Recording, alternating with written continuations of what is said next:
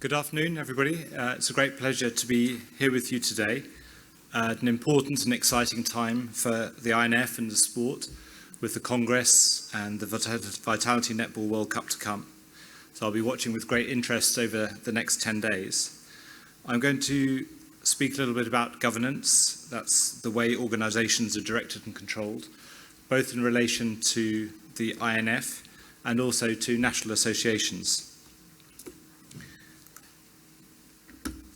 By way of introduction, I worked in Olympic sport for a long time in the UK and in Switzerland and elsewhere, and then set up the company I Trust Sport in 2013. Worked on a number of different projects, one of which was helping to develop the Code for Sports Governance in the UK. And in the last couple of years, I've been heavily involved with governance reviews of Olympic sports. We've reviewed all the summer and the winter sports twice, in 2017 and 2018. And then did a benchmarking study with the INF in 2017, which I'll talk a little bit about in a minute.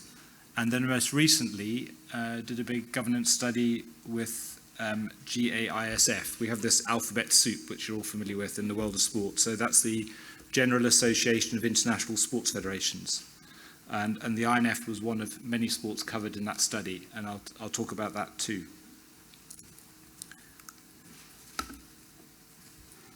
Many people ask why governance matters for sport. I probably don't need to persuade many of you, but here are just some of the reasons. So sport unfortunately does have a history of scandals which have caused great public concern and pushed governance right up the agenda.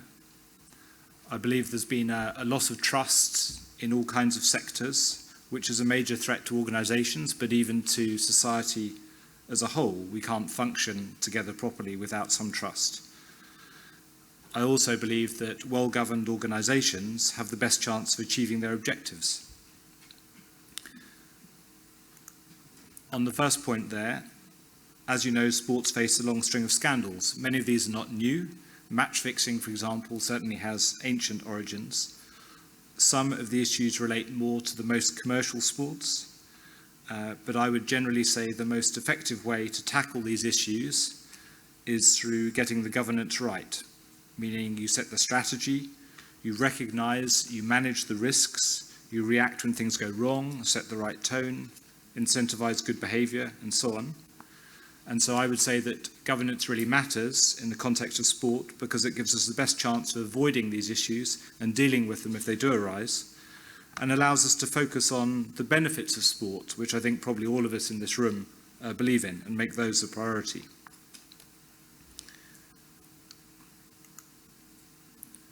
I mentioned loss of trust across different sectors of society. There's a public relations company called Edelman, and they do a big global annual study, which you may have seen, called the Trust Barometer. And if you look at it, it's pretty scary. There's a real dramatic loss of trust over a period of years across multiple countries in government, media, business, charity, religious organisations. And sport is drawn into that, rightly or wrongly. And the trust is obviously vital. If parents don't trust that their child will be safe, then they won't send their child to a sports club. If spectators don't believe what they're watching, then they won't come to the match or they won't watch on screen. If sponsors don't trust the organisation, they're unlikely to hand over their money. So governance matters because it gives us a way of tackling that loss of trust. Finally, I think that governance matters because getting governance right gives us the best chance of achieving objectives. Now, I have to say this is hard to prove scientifically. But I think we've all seen the example where the reverse is true, where poor governance leads to organisations failing to achieve their objectives. And each of you here, each national association, has ambitious goals, whether it's for this World Cup, for participation to increase in the sport. I know many of you have targets for government funding, whether for this tournament or performances in multi-sport events. We saw some clips just now from the fantastic Commonwealth Games last year. It's a competitive environment. So getting the governance right gives you the best chance of achieving those goals you've set for yourselves. So in 2017, I was commissioned to do a benchmarking study of the governance of the INF. It's online, it's on the website. Sizable piece of work. There was a detailed questionnaire with 50 questions, each scored, which was the same as had been used with all the Olympic international federations just before. And what I found was broadly positive. So if you want the one-line summary, it was solid and consistent standards. There are a number of recommendations in that report which are grouped in different areas. So there were some comments on electoral rules and procedures. There was scope to increase transparency, a number of documents that were there but were in a password protected section on the website. And also scope to broaden the sustainability policy to look at environmental issues, for example. And I'm aware that the INF has looked to tackle some of these issues in the last couple of years. And then most recently, as was mentioned in the introduction, I was commissioned by GAISF to do a study of non-Olympic sports. So this was 54 sports, some big ones, big commercial ones like motor racing and cricket, small martial arts, including some you've probably never heard of, and then others you'd probably include among the sort of peer group for netball, the likes of squash, orienteering, chess, lacrosse, quite a variety. The process involved a detailed question, 20 questions this time. Each of them scored and evidence had to be provided. I think it's a reasonably objective exercise. The results were published in May this year, but anonymized, so you couldn't tell which results were from which international federation. And what I found was there was an enormous variety, perhaps not surprisingly, across the international federations that were studied. Some of them have 100 years of history, even if they're not very commercially developed. Others have just set up the organization very recently. Most of the federations were small, so 45 out of 54 had less than 2 million Swiss francs in revenue, and a Swiss franc is roughly $1 at the moment, US dollar at the moment, in annual revenue. So the large majority are under that level.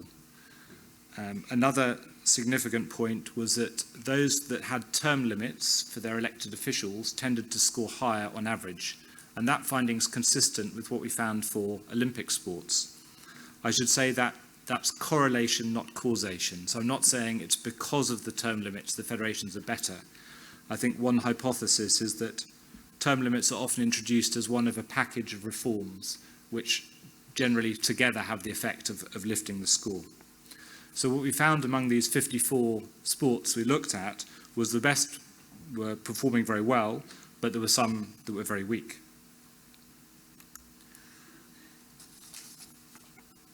One of the questions, or one of the ways of categorizing the federations to try to compare like with like, was to look at the number of staff they had, full-time staff.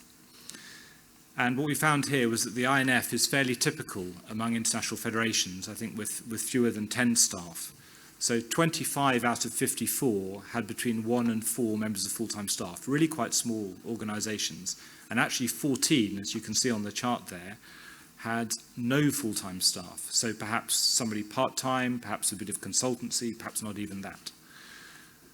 So it's worth bearing in mind that netball is very much typical and comparable with many other non-Olympic sports in this way.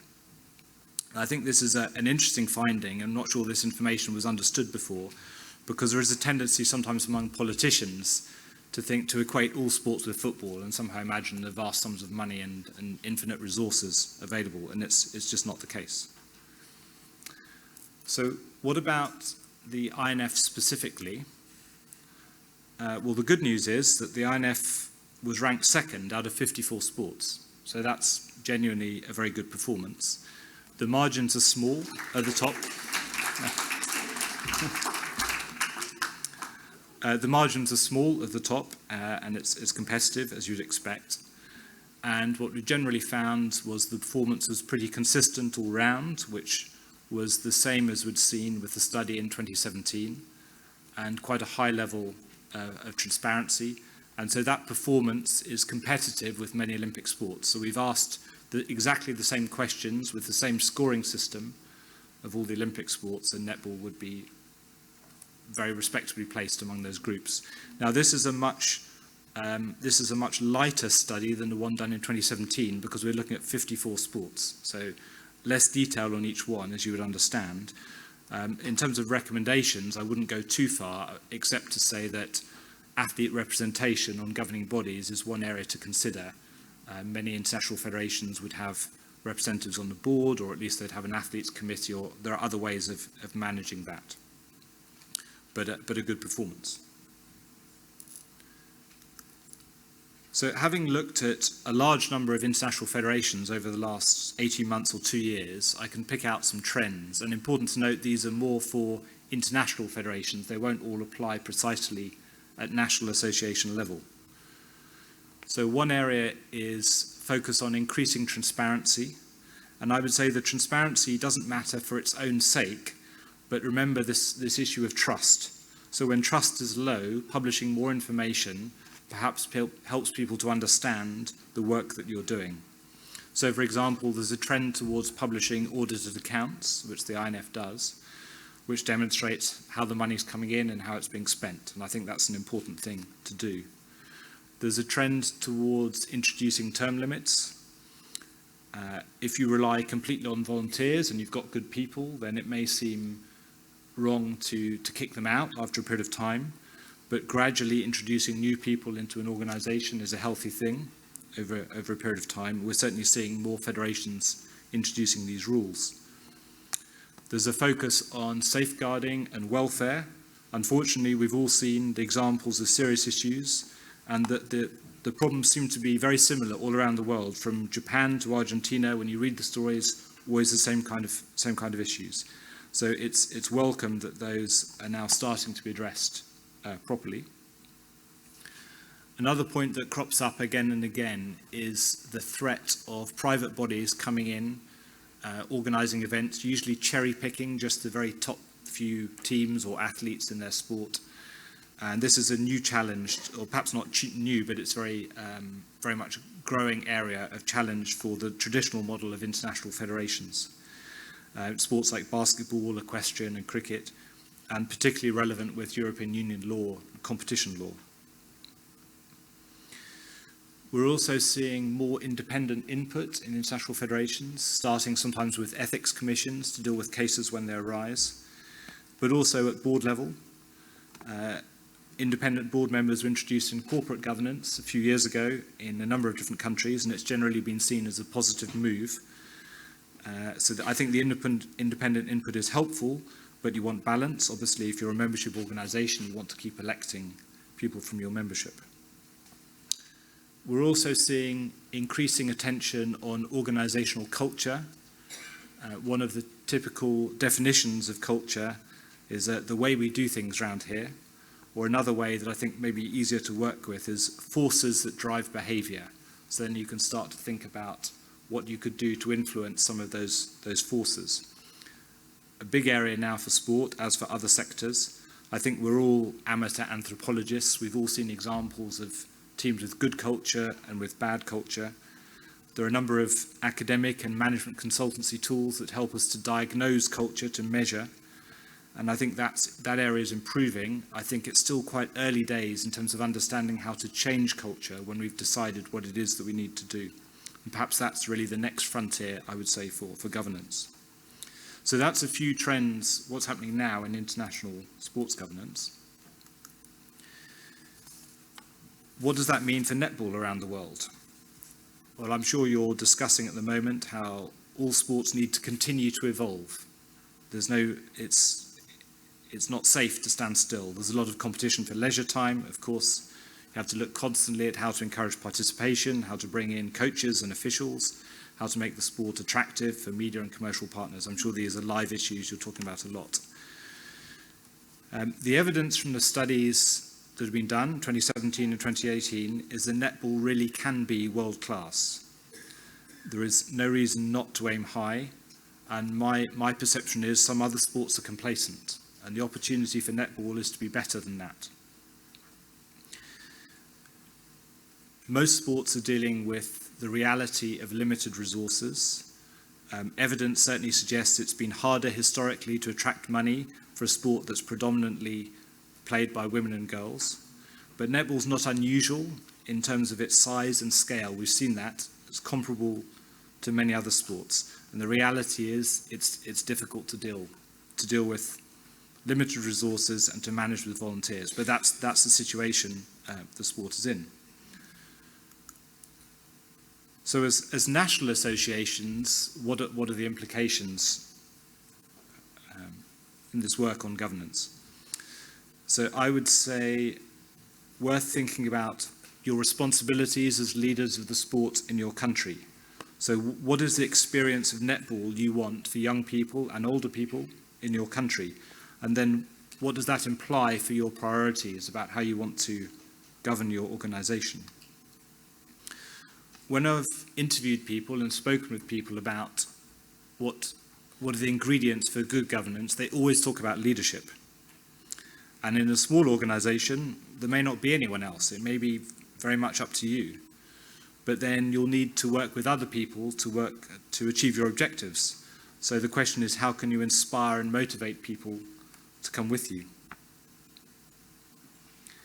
Money is always going to come into it at some point.